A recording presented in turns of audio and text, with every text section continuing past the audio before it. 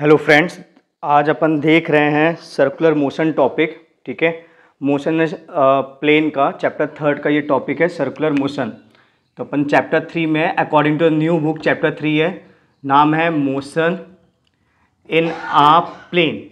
और उसमें जो अपन देखने वाले हैं वो देखने वाले हैं topic circular motion. Circular motion तो सर्कुलर मोशन में दो चीज़ होती हैं, एक तो काइनेमैटिक्स, एक तो काइनेटिक्स। काइनेमैटिक्स मतलब मोशन को हम कैसे एनालाइज करते हैं, किन किन पैरामीटर से एनालाइज करते हैं, और एक होता है काइनेटिक्स, उस मोशन का जिम्मेदार कौन है। तो काइनेटिक्स तो बाद में पढ़ेंगे 4th चैप्टर में। काइनेमैटिक्स देखते हैं, तो सर्कुलर मोशन की काइनेमैटिक्स देखते हैं। सबसे पहले समझते हैं सर्कुलर मोशन क्या होता है। तो देखो, एक सर्कुलर ट्रैक है और कोई भी ऑब्जेक्ट पहले मान लो यहाँ था, t=0 में यहाँ था, फिर वो यहाँ पहुँच गया, ए पोजीशन से बी पोजीशन पहुंच गया t=t में, और थीटा एंगल घूम गया। ठीक है, तो एक ऑब्जेक्ट था वो जो ए में था वो कहाँ पहुंच गया, बी में। So if a object move in a circle, then motion is known as circular motion. Circular motion. ठीक है, अगर कोई ऑब्जेक्ट सर्कल में मूव करता है, जैसे ये ऑब्जेक्ट है वो सर्कल में मूव कर रहा है ए से बी तक, ठीक है, तो इस मोशन को क्या बोलेंगे, सर्कुलर मोशन।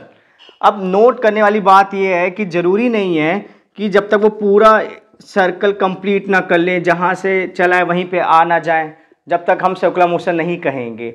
अगर सर्कल का एक पार्ट भी वो कवर करता है, जैसे ये आर्क है, ए से बी ये आर्क है, वो ऐसे गया, तो even the arc travelled by an object is also circular motion. ठीक है, so even arc travel by object comes under circular motion.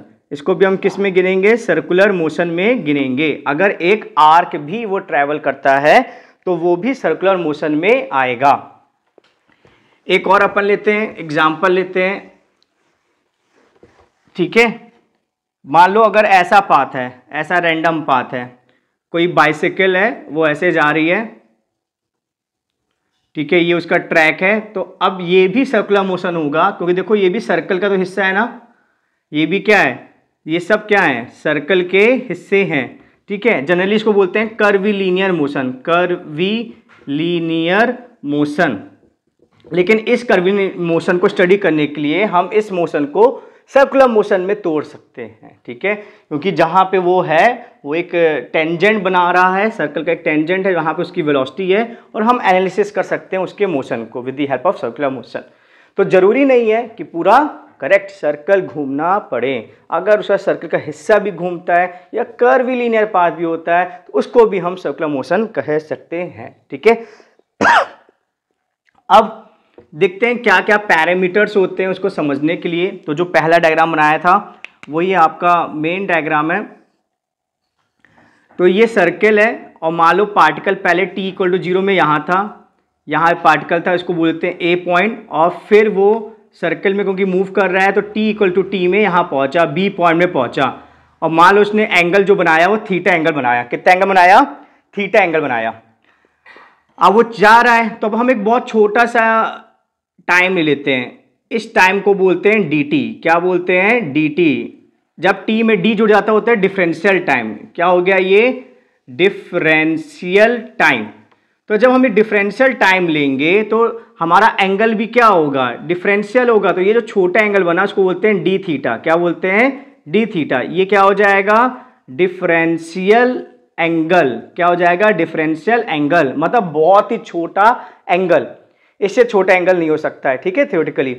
तो जब हमने डिफरेंशियल टाइम लिया, क्योंकि मूव कर ही रहा था ऑलरेडी, ठीक है, तो थीटा एंगल के बाद जो उसने फिर और डी थीटा कवर किया, थीटा एंगल के बाद उसने डी थीटा एंगल कवर किया। किस टाइम में किया, dt टाइम में। ठीक है, थीटा एंगल कवर करने के बाद अगला जो डी थीटा है उसने dt टाइम में कवर किया, dt टाइम में, तो किस रेट से वो डी थीटा कवर कर रहा है उसी को बोलते हैं एंगुलर वेलोसिटी। ठीक है, तो ये जो थीटा है हमारा, ये होता है एंगुलर डिस्प्लेसमेंट। क्या होता है? Angular displacement. ठीक है, ये होता है एंगुलर डिस्प्लेसमेंट। ये हमेशा नापा जाता है रेडियन में। किस में नापा जाता है? रेडियन में। रेडियन और डिग्री में क्या रिलेशन होता है? पाई रेडियन जो होता है वो 180 डिग्री होता है। कितना होता है? 180 डिग्री होता है। ठीक है, या हम ऐसे बोल सकते हैं कि 180 डिग्री पाई रेडियन होता है। तो 1 डिग्री कितना होगा? 1 डिग्री आपका बच्चा होगा पाई बाय 180 रेडियन। ठीक है, तो थीटा डिग्री क्या होगा? यूनिटरी मेथड से लग रहा है, तो थीटा डिग्री होगा pi by 180 into theta radian. तो कोई भी अगर आपको एंगल थीटा में दिया गया है तो आपको क्या करना है? आपको उसको मल्टीप्लाई करना है। किससे? पाई बाय 180 से आपको उसको क्या करना है? मल्टीप्लाई करना है। ठीक है, चलिए देखते हैं, एग्जाम्पल से देखते हैं। ठीक है, तो अगर हमारे पास एंगल है 45 डिग्री, अगर हमारे पास एंगल है 45 डिग्री, तो कितना रेडियन होगा? हमने बताया उस एंगल को आप मल्टीप्लाई कर दो पाई बाय 180 से। तो ये क्या हो जाएगा? 5 9 जा, 5 3 जा, 5 6 जा, और 9 1 जा, 9 4 जा, तो क्या हो जाएगा? Pi by 4 radian. ठीक है, आ गई बात समझ में? एंगल कभी भी फिजिक्स में डिग्री में नहीं लिखना है, रेडियन में लिखना है। कैसे कन्वर्ट करेंगे? बहुत सिंपल है। जो भी एंगल आपको डिग्री में दिया जाएगा उसको किससे मल्टीप्लाई करोगे? करेक्ट, पाई बाय 180 से आप क्या कर दोगे? मल्टीप्लाई। जैसे 45 को मैंने मल्टीप्लाई कर दिया पाई बाय 180 से, तो क्या आ गया? Pi by 4। तो आपको इतना समझ में आया होगा, थीटा को एंगुलर डिस्प्लेसमेंट कहा जाता है, और जो हमारा थीटा होता है वो रेडियन में होता है। और क्या रिलेशन होता है थीटा और रेडियन का? 180 degree equal to pi radian. अब थीटा एंगल के बाद उसने डी थीटा एंगल कवर किया dt टाइम में, तो किस रेट से वो डी थीटा एंगल कवर कर रहा है? जैसे फॉर एग्जांपल आप यहां पे देखिए, ये एंगल कवर हो रहा है। ठीक है, ये आराम आराम से एंगल कवर हो रहा है, ये जल्दी एंगल कवर हो गया। तो किस रेट से एंगल बढ़ रहा है? ठीक है, how fast the angle is changing, ये बताता है ओमेगा। तो हम एक, इसे W नहीं है, ये ग्रीक लेटर है, इसको बोला जाता है ओमेगा। क्या बोला जाता है? ओमेगा। ये हमारा एंगुलर वेलोसिटी, क्या है हमारा? Angular velocity. और ये डिफाइन होता है D theta by d T. ठीक है, तो किस रेट से आपका जो एंगल है चेंज हो रहा है वो जान के देगा हमारा ओमेगा, जो है एंगुलर वेलोसिटी। और उसकी जो यूनिट होगी डी थीटा, तो रेडियन में होता है एंगल, और ये टाइम हो गया सेकेंड में, तो ये इसकी यूनिट होती है रेडियन पर सेकेंड। क्या होती है? Radian per second. ठीक है, आई बात समझ में? कभी कभार क्या होता है, इसका रेवोल्यूशन दे दिया जाता है, रेवोल्यूशन पर मिनट। जैसे पंखा घूम रहा है, ठीक है, तो 1 मिनट में कितने वो चक्कर लगा रहा है, तो आपको कभी कभार दिया जाता है रेवोल्यूशन पर मिनट, लेकिन आपको उसको चेंज करना है किस में? रेडियन पर सेकंड में, क्योंकि आपका जो एसआई यूनिट है ओमेगा वो रेडियन पर सेकंड। कैसे करोगे? एक रेवोल्यूशन में बताओ कितना घूम जाएगा? Correct, 360 degree. जब 360 डिग्री घूम जाएगा, डिग्री में तो एंगल होता नहीं है, रेडियन में होता है, तो 180 डिग्री को पाई रेडियन लिखते हैं, तो 360 को क्या लिखेंगे? 2 पाई रेडियन। तो एक रेवोल्यूशन को हम सकते हैं 2 पाई रेडियन, और 1 मिनट को क्या लिखते हैं? 60 सेकेंड। तो 2 1 जा, 2 30 जा, तो क्या हो जाएगा? Pi by 30 radian per second. ठीक है, तो अगर आपको कन्वर्ट करना है रेवोल्यूशन पर मिनट से रेडियन पर सेकेंड में, तो आपको क्या करना पड़ेगा? मल्टीप्लाई करना पड़ेगा पाई बाय 30 से।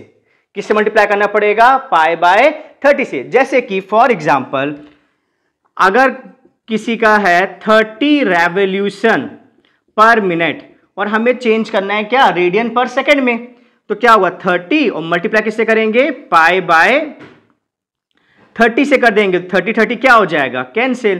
तो क्या आ जाएगा? पाई रेडियन पर सेकेंड, है ना? सिंपल। तो how to convert revolution per minute in radian per second, क्योंकि जनरली जो ओमेगा है आपको रेवोल्यूशन पर मिनट में दिया जाएगा।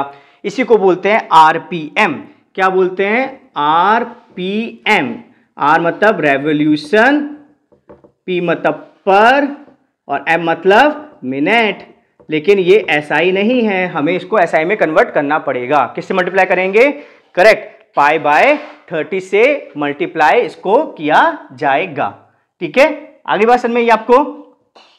तो ओमेगा आपको समझ में आ गया। अब अपन समझेंगे अल्फा, कि अल्फा क्या होता है। तो जो अल्फा होता है वो होता है एंगुलर एक्सेलरेशन। थर्ड हमें समझना है क्वांटिटी अल्फा, ये होता है एंगुलर एक्सेलरेशन। क्या होता है? Angular acceleration. ये डिफाइन है बच्चों D omega by d T. ठीक है, किस रेट से ओमेगा चेंज हो रहा है। जैसे पंखा है, वो एक जैसे घूम रहा है, जब स्विच ऑफ कर दोगे तो उसकी स्पीड क्या हो जाएगी? कम हो जाएगी, ओमेगा चेंज हो रहा है। तो ओमेगा को कौन चेंज करता है? अल्फा। ठीक है, ओमेगा कौन चेंज करता है? अल्फा। ओमेगा को अल्फा चेंज करता है। कैसे करता है ये देखते हैं। तो कोई का ओमेगा एंटी क्लॉकवाइज है और अल्फा भी तुम्हारा एंटी क्लॉकवाइज लग गया तो उसकी स्पीड बढ़ जाएगी। उसकी स्पीड क्या हो जाएगी? ओमेगा उसका बढ़ जाएगा। फिर इसी के अपोजिट अगर ओमेगा एंटी क्लॉकवाइज है और अल्फा आपका क्लॉकवाइज है तो आपका ओमेगा क्या हो जाएगा? घट जाएगा। स्पीड क्या हो जाएगी? घट जाएगी। तो ओमेगा घटाने बढ़ाने के लिए हमें अल्फा चाहिए होता है। जैसे पंखा चल रहा है, आपने स्विच ऑफ किया तो स्पीड घट रही है पंखे की। ठीक है, तो इसका मतलब है जो अल्फा पैदा हुआ वो अल्फा क्या है? ओमेगा के क्या लग रहा होगा? करेक्ट, अपोजिट लग रहा होगा, तभी ऐसा हुआ है। अब सवाल आता है अल्फा कौन पैदा करता है? तो इसका आंसर है टॉर्क। तो टॉर्क क्रिएट अल्फा। टॉर्क हमारा अल्फा पैदा करता है। कौन अल्फा पैदा करता है? टॉर्क। ठीक है, टॉर्क। जैसे कि आप एग्जांपल समझ सकते हो, दरवाजे का एग्जांपल या इसका एग्जांपल समझो। जैसे इसको हमें इसका एंगल चेंज करना है तो मैंने इस पे फोर्स लगाया, लेकिन जब मैंने इस पे फोर्स लगा रहा हूं क्या ये डिस्प्लेस हुआ? क्या यहां से वहां? नहीं हुआ। ये क्या हुआ? इसका एंगल चेंज हुआ। तो जब फोर्स को, ये मैंने फोर्स लगाया, जब फोर्स को एक डिस्टेंस मिल जाती है, जहां से मैंने इसको पकड़ा है वो डिस्टेंस मिल जाती है तो वो टॉर्क बन जाता है। क्या बन जाता है? टॉर्क। तो फोर्स को जब डिस्टेंस मिल जाती है, परपेंडिकुलर डिस्टेंस मिल जाती है जहां से आप वो फिक्स्ड है, तो वो बन जाता है टॉर्क। तो टॉर्क क्रिएट्स अल्फा। और टॉर्क खुद क्या होता है? टॉर्क होता है खुद फोर्स इनटू परपेंडिकुलर डिस्टेंस। क्या होता है? Force into perpendicular distance. तो आपको समझ में आया क्या हो रहा है? सबसे पहले टॉर्क आएगा। सबसे पहले कौन आएगा? टॉर्क। ठीक है, टॉर्क क्या पैदा करेगा? टॉर्क पैदा करेगा अल्फा। ठीक है, फिर डिपेंड करेगा कि अल्फा ओमेगा के पैरेलल है या अल्फा ओमेगा के एंटी पैरेलल है। ओमेगा पहले से गिवन होगा किस डायरेक्शन में। तो अगर पैरेलल है तो ओमेगा बढ़ जाएगा और अगर एंटी पैरेलल है तो ओमेगा घट जाएगा। ठीक है, तो सबसे पहले टॉर्क आएगा। टॉर्क अल्फा पैदा करेगा। अल्फा फिर देखा जाएगा कि वो ओमेगा के साथ लग रहा है या ओमेगा के अपोजिट लग रहा है, और ओमेगा की डायरेक्शन आपको पहले से ही क्या होगी? गिवन होगी। ठीक है, तो आई होप आपको ये समझ में आया होगा। ठीक है, कैसे आपकी एंगुलर वेलोसिटी चेंज होती है। ठीक है, तो एंगुलर एक्सेलरेशन ही एंगुलर वेलोसिटी को चेंज करता है और उस एंगुलर एक्सेलरेशन को कौन पैदा करता है? Correct, torque. और टॉर्क क्या होता है? Force into perpendicular distance. ठीक है, अब अपन नेक्स्ट कॉन्सेप्ट पे जाते हैं। तो जब मैंने आपको स्ट्रेट लाइन मोशन सिखाया था तो मैंने बताया था कोई भी ऑब्जेक्ट जो स्ट्रेट लाइन मूव करता है, कांस्टेंट एक्सेलरेशन से मूव करता है, तो वो कुछ नियम का पालन करता है। उन नियम को बोलते हैं इक्वेशन ऑफ मोशन। वो नियम क्या थे? आई होप आपको याद होंगे वो नियम। पहला नियम क्या था? v equal to u plus a t. Second नियम क्या था? s equal to u t plus half a t square. Third नियम क्या था? s equal to v plus u by two into t. और चौथा नियम क्या था? v square equal to u square plus 2as। ये क्या होते हैं? Equation of motion. किसमें? इन स्ट्रेट लाइन या 1D में। अब ऐसे ये इक्वेशन आप सर्कल में नहीं लगा सकते। अगर कोई पार्टिकल सर्कल में मूव कर रहा है, ठीक है, तो आप ये इक्वेशन नहीं लगा सकते हो। तो हमारे लिए हमको अलग इक्वेशन चाहिए। तो वो हमारे इक्वेशन होते हैं, जैसे यहाँ v है, यहाँ पे हो जाएगा ओमेगा, u के बदले हो जाएगा ओमेगा नॉट, ए के लिए हो जाएगा अल्फा और टी का टी रहेगा, एस के लिए हो जाएगा थीटा, यू के लिए क्या था करेक्ट ओमेगा नॉट टी और ए के बदले अल्फा और टी स्क्वायर। फिर थर्ड एस के बदले थीटा, वी के बदले ओमेगा, यू के बदले ओमेगा नॉट बाय 2 और टी का तो टी रहेगा। फोर्थ वी के बदले ओमेगा स्क्वायर, यू के बदले ओमेगा नॉट स्क्वायर प्लस 2 ए के लिए अल्फा और ये थीटा। तो ये हो गया आपके equation of motion in circular motion. In circular motion अगर कोई भी ऑब्जेक्ट सर्कुलर मोशन करेगा तो आपको ये फॉर्मूले लगाने पड़ेंगे क्योंकि वो इन नियमों का पालन करेगा। दैट इज द लॉज, ये सारे लॉज हैं, ठीक है, नियम है, ठीक है। तो इसका स्क्रीनशॉट ले लीजिए। इसको कैसे यूज करते हैं अपन एग्जांपल सीखेंगे, दो बहुत बेहतरीन एग्जांपल से। Take the screenshot of this, ठीक है, इसका भी स्क्रीनशॉट ले लिए। अब अपन समझेंगे नेक्स्ट टॉपिक में कि इन दोनों में रिलेशन क्या है। ये हो गई लीनियर क्वांटिटीज, ये हो गई सर्कुलर क्वांटिटीज, क्या इनमें रिलेशन है या नहीं। चलिए इसको समझते हैं कि रिलेशन इनमें बनता है या नहीं बनता है। तो हमारा जो टॉपिक है बच्चों वो है relation between linear quantities and angular quantities. क्या टॉपिक है? Relation between linear quantities and angular quantities. Angular मतलब सर्कुलर क्वांटिटी, एंगुलर क्वांटिटीज, ठीक है, इनमें रिलेशन क्या है। तो बहुत इजी एग्जांपल समझते हैं। यहां देखिए कि जैसे एक ये आर्क है, ये रेडियस है, ये आर्क है और ये कोई एंगल है थीटा। तो एंगल जो डिफाइन होता है थीटा वो क्या होता है? Arc upon radius. क्या ये चीज लीनियर है? नहीं है ना, ये चीज कर्व है। इसको कुछ छोटा किया जाए और छोटा किया जाए और भी छोटा किया जाए, तो जब बहुत छोटा इसको कर देंगे तो लगभग ये क्या हो जाएगा? स्ट्रेट। हाँ, एंगल बहुत ही छोटा ये बनाएगा, इस एंगल को बोलते हैं डी थीटा, लेकिन लगभग ये स्ट्रेट आ गया। तो हमारे जो ये स्ट्रेट आया है उसको बोलेंगे डिफरेंशियल डिस्प्लेसमेंट। क्या बोलेंगे? Differential displacement. और ये जो छोटा एंगल आया है उसको बोलेंगे डिफरेंशियल एंगल डी थीटा, ठीक है। और ये तो हमारा रेडियस है ही आर, तो क्या हो जाएगा इसके according? D theta equal to r क्या है? डी एस, और रेडियस क्या है? आर। तो ये पहला रिलेशन आ गया। ये डी थीटा हमारा क्या होता है? Angular displacement. ये क्या होता है? Angular displacement. डीएस क्या होता है? डिस्प्लेसमेंट केवल। डीएस क्या है हमारा?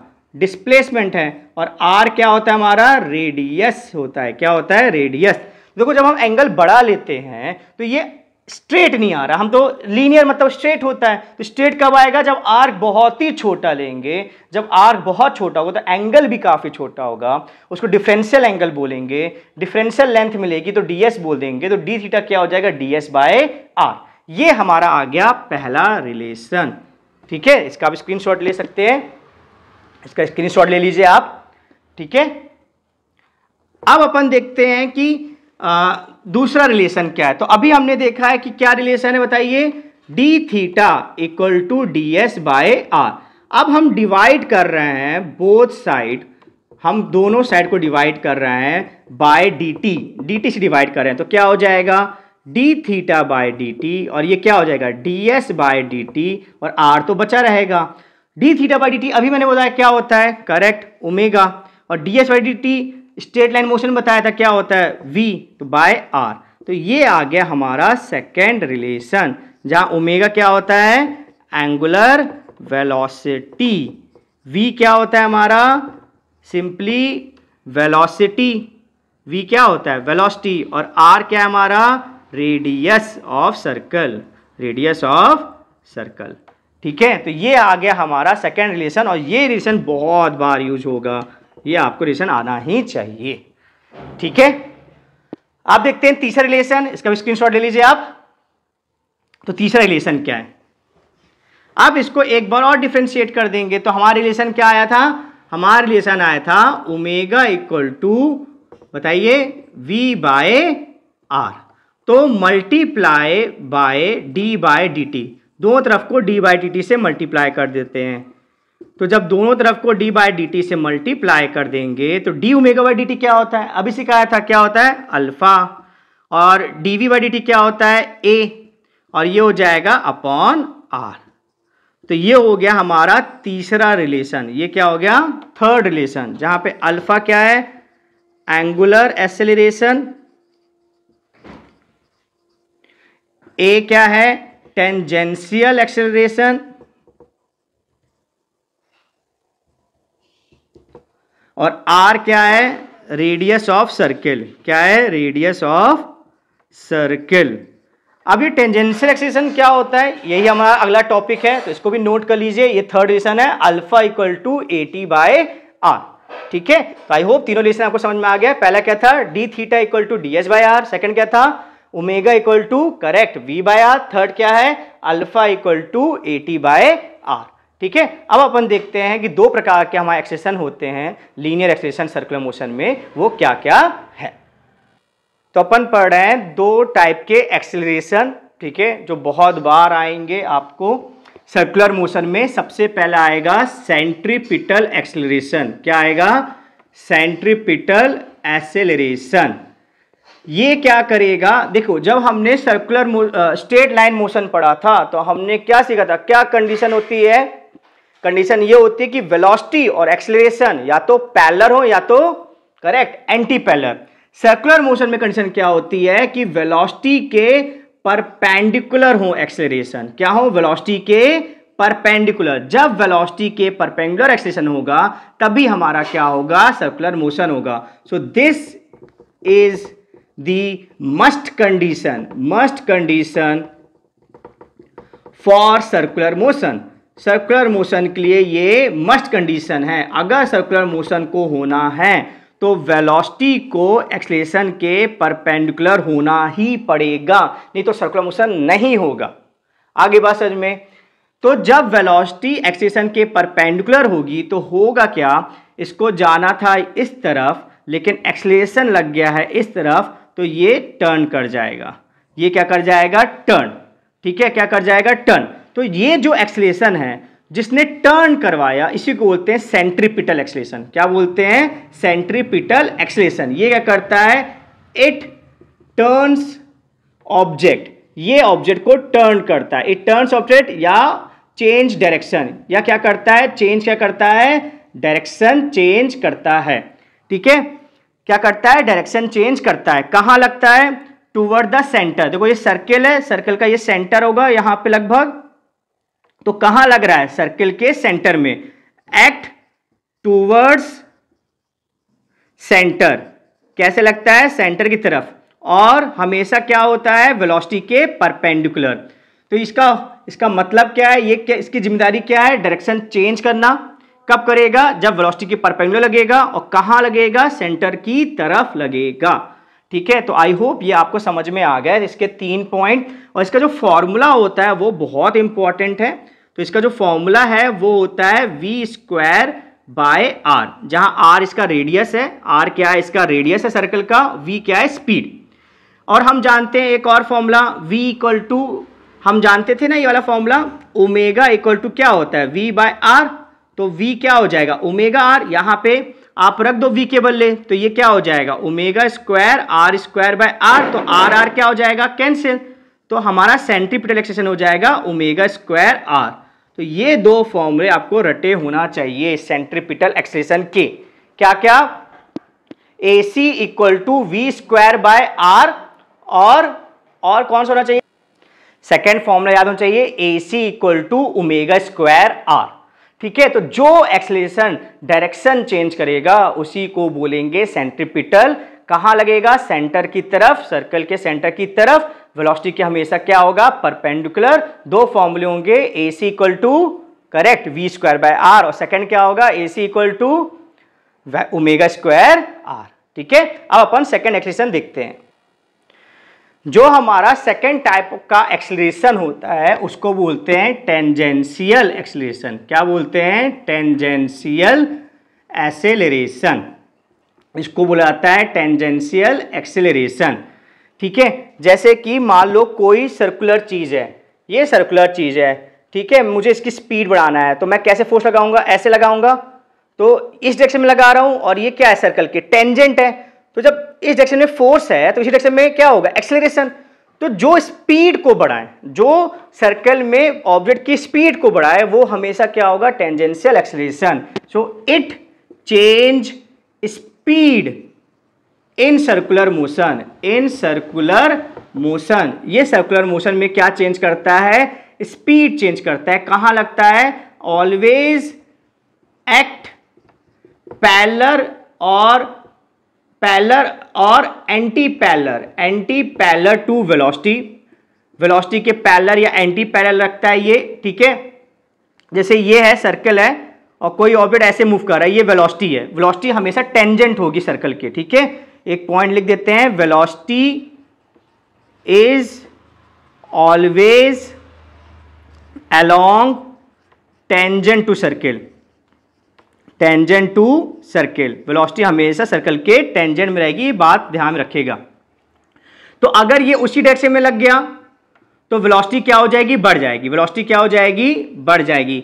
लेकिन अगर ये अपोजिट लग गया, वेलोसिटी ऐसी है और ये लग गया ऐसा, तो वेलोसिटी क्या हो जाएगी, धीमी होती जाएगी, ठीक है।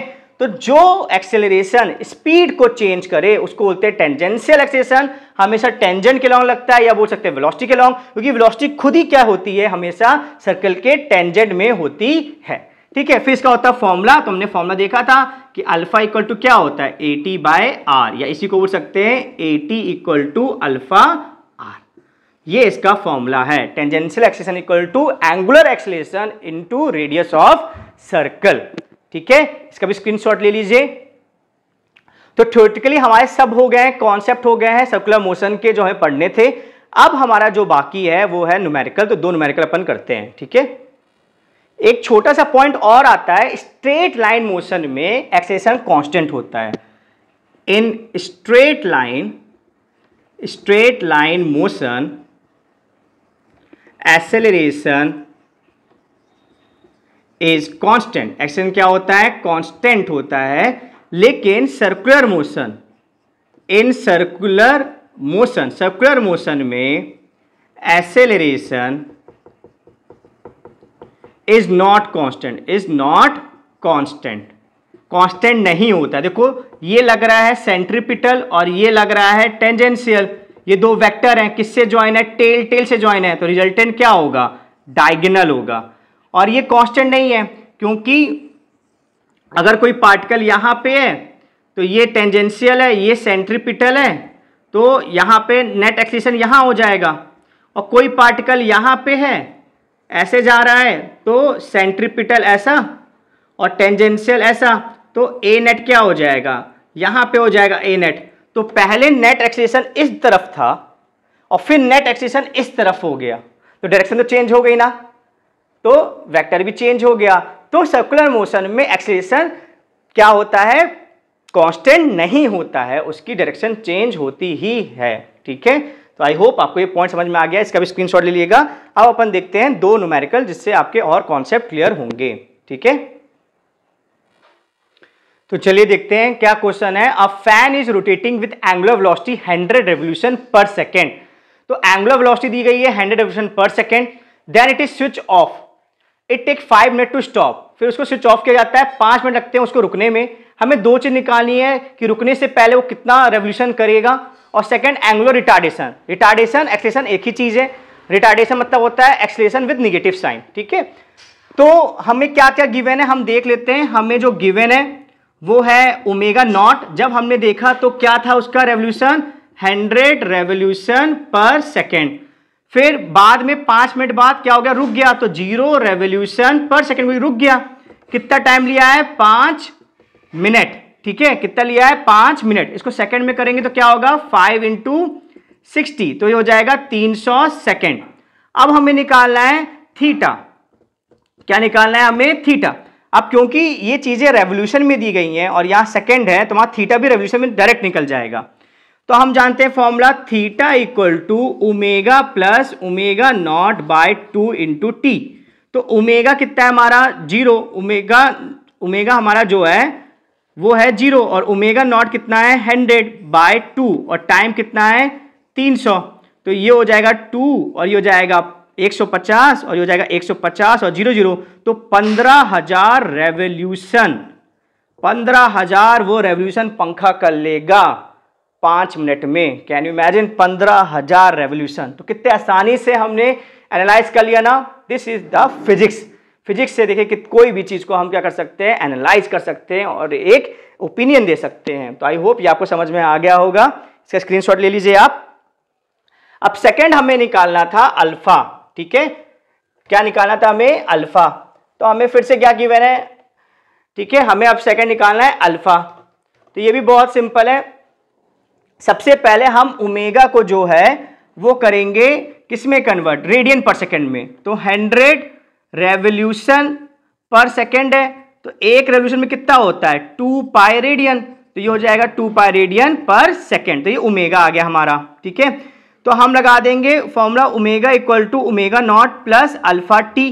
तो ओमेगा कितना है हमारा 200 पाई, ओमेगा नॉट कितना है, ओमेगा हमारा 0 है। ओमेगा क्या है, फाइनल स्पीड क्या है हमारी 0, पंखा रुक रहा है। ओमेगा नॉट क्या है 2 × 100 200 पाई, और पाई कितना होता है 3.14। और अल्फा में निकालना है, और टी कितना आ रहा है, टी है 300 सेकेंड। तो यहां पे हम करेंगे तो क्या आएगा माइनस अल्फा 300 इक्वल टू 200, कितना आएगा 200 इंटू 3.14। तो अल्फा कितना आ जाएगा 200 into 3.14 divide by 300 with minus sign. तो ये 0 और ये 0 कैंसिल। ठीक है, 3 1 जा 0.014, 3 4 जा 12, और ये आ जाएगा लगभग 2 4 जा 8 0 और 2, तो आ जाएगा -2.8 रेडियन पर सेकेंड स्क्वायर। तो इतना अल्फा आएगा -2.08 रेडियन पर सेकेंड स्क्वायर। और माइनस तो आना चाहिए क्योंकि ओमेगा हमने पॉजिटिव लिया है और स्पीड कम हो रही है। मैंने आपको पहले सिखाया था एंगुलर स्पीड कब कम होगी, जब अल्फा ओमेगा क्या लगेंगे, अपोजिट। तो अब देखो अपने आप साइन आता है, जो निकालना होता है उसका साइन नहीं रखा जाता, उसका साइन क्या आता है, अपने आप ही आता है। तो देख लीजिए ओमेगा रेवोल्यूशन में दिया था, हमने रेडियन में चेंज किया। एक रेवोल्यूशन में 2 पाई रेडियन होता है, चेंज कर लिया, ये हो जाएगा 200 पाई हो जाएगा। पाई के लिए 3.14 रखा, फाइनल वेलोसिटी 0 थी और टाइम 3 सेकंड था। सॉल्व किया तो अल्फा आ गया -2.08 रेडियन पर सेकेंड स्क्वायर। ठीक है, अब एक लास्ट एग्जांपल लेते हैं, सेकंड एग्जांपल। देखिए सेकंड क्वेश्चन क्या है, the tangential acceleration of particle in circular path of radius 5 centimetre is 2 metre per second square. तो टेंजेंशियल एक्सेलरेशन कितना दिया है 2 metre per second square, radius कितना दिया है 5 centimetre, angular velocity increases from 10 radian per second to 20 radian per second. Square नहीं होगा, पर सेकेंड होगा। ठीक है, पर सेकेंड होगा। फाइंड द टाइम, हमें टाइम निकालना है और हमें निकालना है नंबर ऑफ रेवोल्यूशन। तो बहुत सिंपल सा है। देखिए सबसे पहले हमें जो गिवन होता है वो हम लिखते हैं। तो हमें गिवन क्या है ओमेगा नॉट, तो पहले ओमेगा नॉट कितना था 10। ठीक है, ओमेगा नॉट कितना है 10, फिर ओमेगा कितना है हमारा 20 रेडियन पर सेकेंड। ठीक है, और रेडियस कितना है हमारा 5 सेंटीमीटर, तो ये क्या होगा 0.05 मीटर, और टेंजेंशियल एक्सेलरेशन कितना है हमारा 2 मीटर पर सेकेंड स्क्वायर। हमें निकालना है टाइम। तो कौन सा लगाए, पहले अल्फा निकालेंगे। तो अल्फा क्या होता है 80/r, 80 कितना है हमारा 2 और r कितना है 0.05, तो ये हो जाएगा 2 × 100/5, तो हो जाएगा 40 रेडियन पर सेकेंड स्क्वायर। यह हो गया अल्फा। हमें टाइम निकालना, तो हम लगा देंगे omega equal to omega not plus alpha t. तो ओमेगा कितना है हमारा 20, ओमेगा नॉट कितना है 10, अल्फा कितना है 40 और टी निकालना है। तो इसको सॉल्व करेंगे तो क्या आएगा 20 - 10 10 इक्वल टू 40 टी। तो 10 ये कैंसिल, तो हो जाएगा 1/4। ठीक है, इक्वल टू टी, या इसको हो सकते हैं टी इक्वल टू 0.25 सेकेंड। तो 0.25 सेकेंड केवल लगेगा स्पीड बढ़ने में, कहां से कहां 10 से 20 स्पीड बढ़ने में, जब हमारा रेडियस 5 सेंटीमीटर है और टेंजेंशियल एक्सेलरेशन कितना है 2 मीटर पर सेकेंड स्क्वायर। देखा कितना आसान था ये। ठीक है, इसका स्क्रीनशॉट ले लीजिए आप। ठीक है, अब इसका सेकंड पार्ट करते हैं, नंबर ऑफ रेवोल्यूशन हमें निकालना है। तो सबसे पहले हमें थीटा निकालना पड़ेगा। तो थीटा हमारा जो निकलेगा वो कैसे निकलेगा थीटा, तो थीटा का हमारे पास फॉर्मूला क्या है सबसे आसान, ओमेगा/ओमेगा नॉट/2 इंटू टी। तो ओमेगा कितना है 20, ओमेगा नॉट कितना है 10/2 और टाइम कितना निकला था 1/4। तो बेटा ये आ जाएगा 30/2 इंटू 8, ये आ जाएगा आपका रेडियन में। क्या आ जाएगा रेडियन में। तो ये 2 1 जा 2 15 जा, ठीक है। तो 8 1 जा 8, या आप इसको ऐसे रहने दिए 15/8 रेडियन। क्या आ जाएगा 15/8 रेडियन। अब हमें इसको चेंज करना है रेवोल्यूशन में।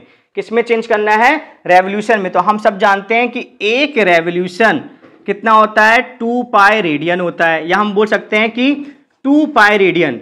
2 पाई रेडियन क्या होता है एक रेवोल्यूशन। तो एक रेडियन क्या होगा 1/2 पाई रेवोल्यूशन। अब कितने रेडियन है 15/8 रेडियन है। तो कितने रेवोल्यूशन हो जाएगा, ये हो जाएगा 15/8 और अपॉन में 2 पाई रेवोल्यूशन।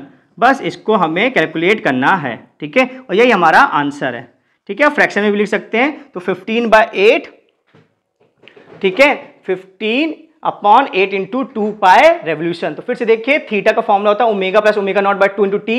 ओमेगा दिया था 20, ओमेगा नॉट 10, टी था 1/4, तो 100 का 15/8 आया रेडियन। लेकिन हमें रेवोल्यूशन निकालना था, तो एक रेडियन में 1/2 पाई रेवोल्यूशन होता है। तो 15/8 रेडियन में क्या होगा 15/8 into 1/2 pi revolution. That is the answer. I hope you enjoy this lecture, ठीक है। Thank you so much. Keep liking my video, subscribe this channel.